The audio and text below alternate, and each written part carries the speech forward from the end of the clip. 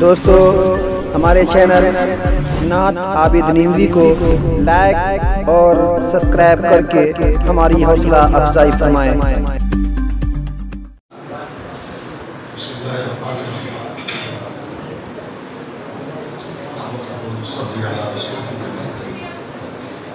محترم صدر صاحب، خواتین و حضرات،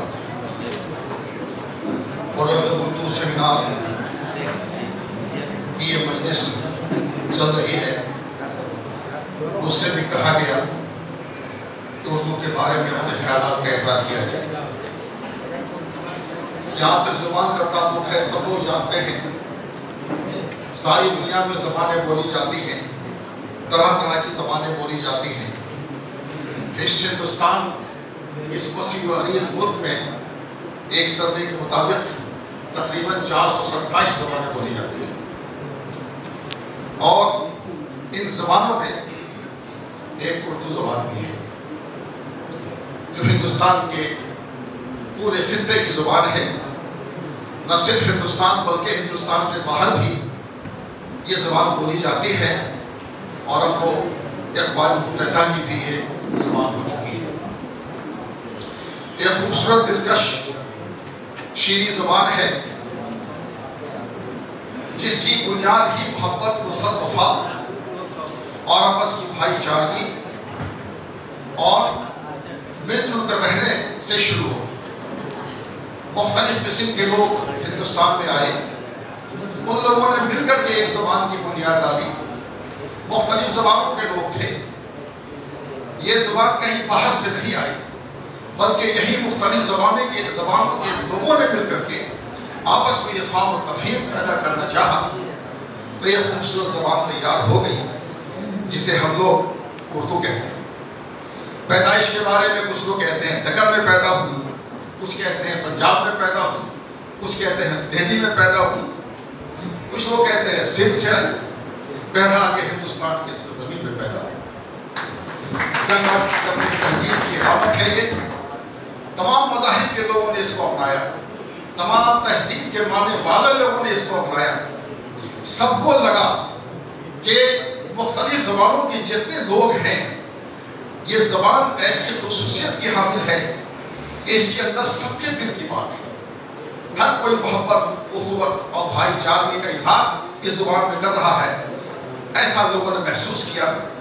یہ بالکل آہستہ روی سے یہ زبان پڑھی، اس کی بیج ڈالی گئی، اس میں گوبر پھوڑا، تنا بنا، پتیاں بنی، اور ایک سایہ کے خوبصورت پھول اس پہ کھلے اور پھل بھی تیار ہوا، اور یہ ساری دنیا میں عظمت کی نگاہ سے یہ زبان دیکھی جاتی ہے۔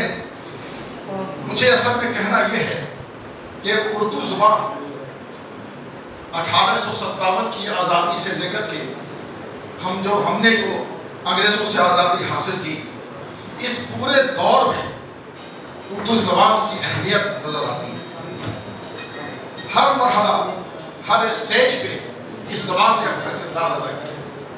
سب سے بڑی بات یہ ہے، یہاں پر کہ خاص طور سے ہندو و مسلمانوں کے درمیان میں جو اتحاد کی زبان بنی، یہ اردو ہی بنا۔ چنانچہ میں ایک تاریخی واقعہ آپ حضرات کو یاد دلانا چاہتا ہوں۔ تکلیف ہے، پریشانی ہے، اردو پریشان ہو رہی ہے، بیمار ہو رہی ہے، یہ پست ہو رہی ہے، یہ گر رہی ہے، کھڑی کی جاتی ہے، کھڑی ہو جاتی ہے، چلتی ہے، لگتا ہے پھر بالکل۔ کچھ ایسی صورتحال سے ہمارے ملک میں یہ زبان گزار ہے۔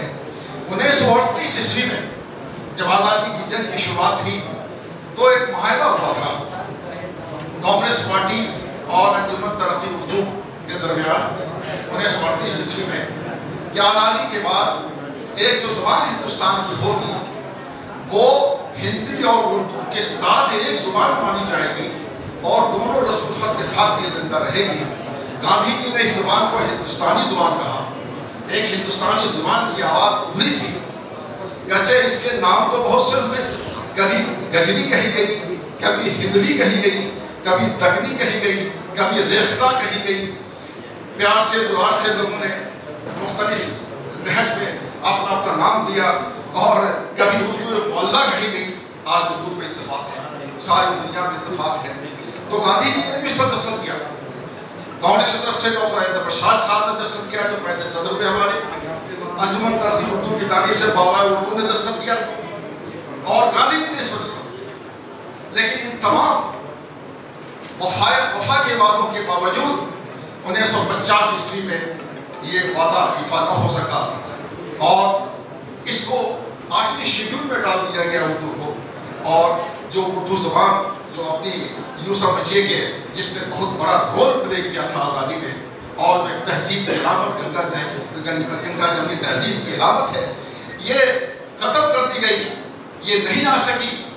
تو اب قومی زبان دوسری ہندی ہو گئی، رسم الخط بھی رہ گیا.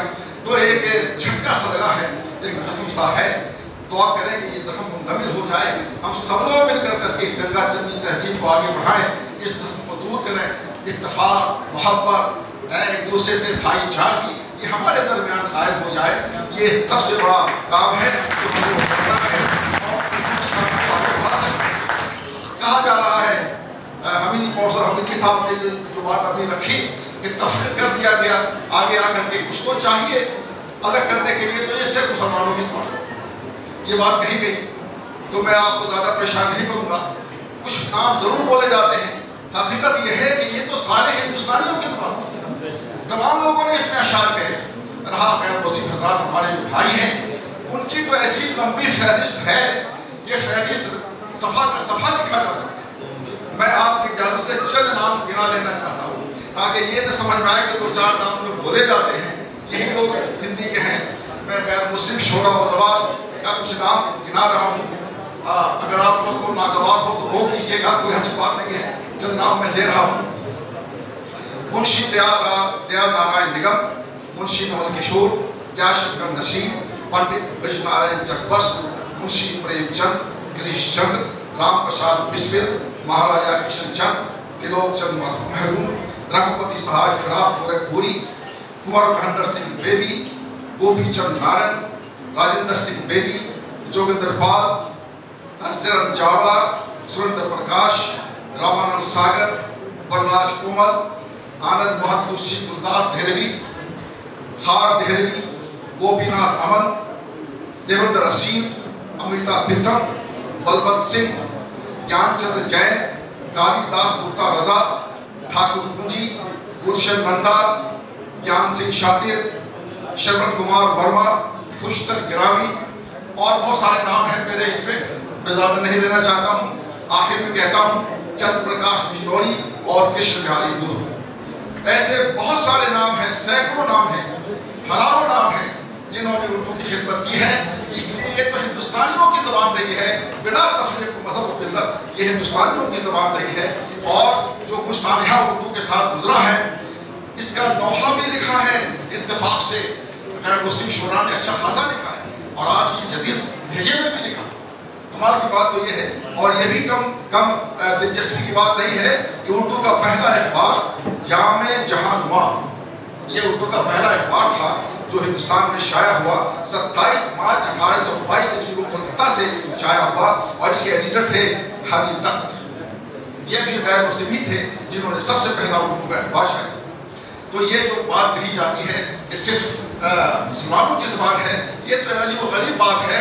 میں آخر میں کرشن بہاری دور کا نام میں نے لیا تو 4 اشعار کرشن بہاری دور کے اسی عنوان پہ پیش کر رہا ہوں کہ اردو کیا چیز، ایک وجود، زندہ وجود، اور اس کے ساتھ کیا معاملہ ہوتا ہے.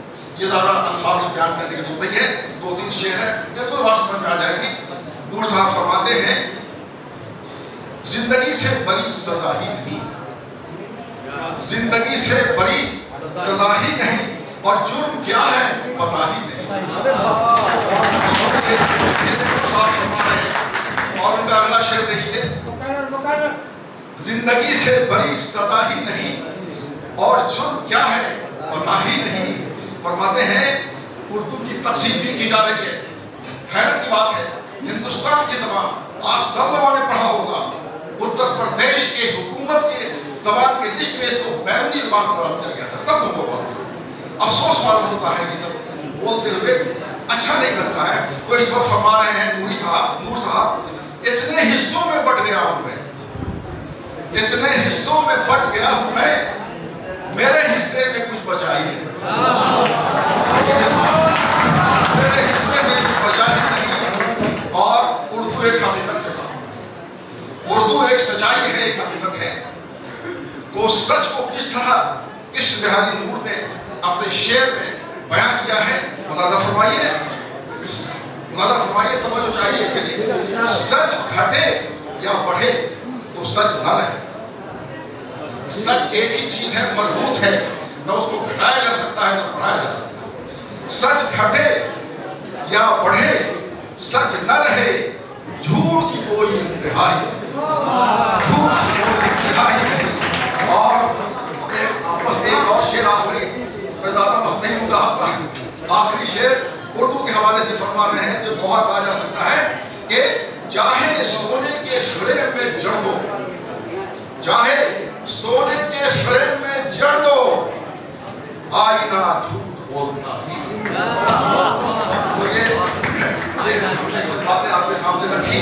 हजरात, मैं आप लोगों से दरख्वास्त करता हूँ, अगर उर्दू को बचाना है तो उर्दू सीखिए, बच्चों को सिखाइए, उर्दू का इस्तेमाल लाजमी तौर पर लीजिए, दावतनामा उर्दू में लिखिए, दुकानों का नाम उर्दू में लिखिए।